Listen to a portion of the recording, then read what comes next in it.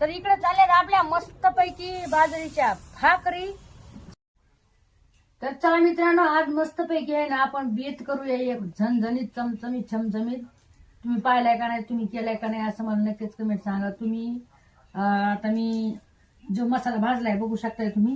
हे बघा मी मसाला काय भाजलाय, खोबरं, कांदा, थोडं हरभऱ्याची डाळ आणि थोडे तीळ भाजलेत मी इकडे घेतले बघू शकताय तुम्ही. आपली ग्रीन कोथिंबीर, हिरवी कोथिंबीर घेतली आणि लसूण आणि अद्रक घेतली. आणि कोथिंबीर आपली याच्यातली रानातली, एकदम गावरान गावरान फुलाची. हे बघा अशी फुलाची गावरान असते. तुम्हाला जर समजली नाही ना, अशी कोथिंबीर घ्यायची. ह्या कोथिंबीरनं ना मटणाची भाजी लय भारी होती बघा.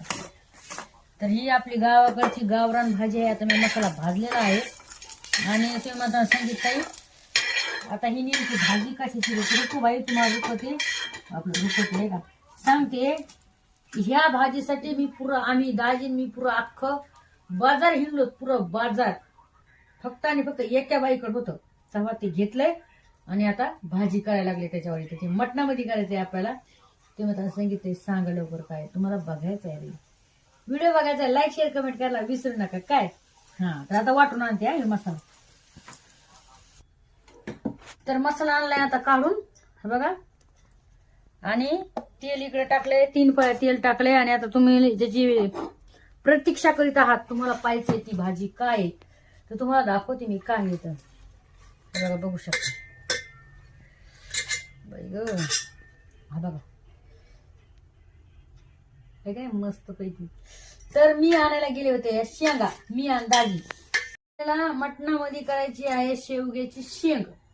आता मसाला घेतलाय मी, हे बघा बघू शकताय. काळा मसाला आहे आपला, कांदा लसूण थोडा घेतलाय. घरचा मसाला आहे, काळं तिखट.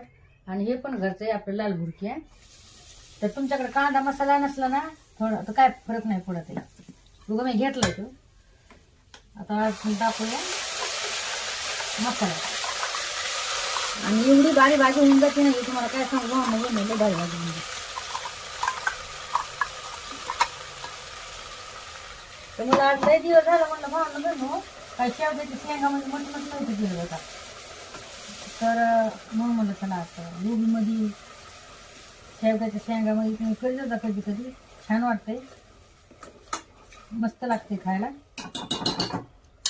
माझ्या तोंडाला पाणी सुटायले. भाजी कधी होणार, कधी खाणार. तरी पण आपल्या चॅनलला लाईक फॉलो शेअर करायला विसरू नका. मस्तपैकी मटण धुवून घेतलंय, शिजवलंय कुकरमध्ये. शेंगा नंतर मटण शिजल्यावर शेंगा सालटे काढले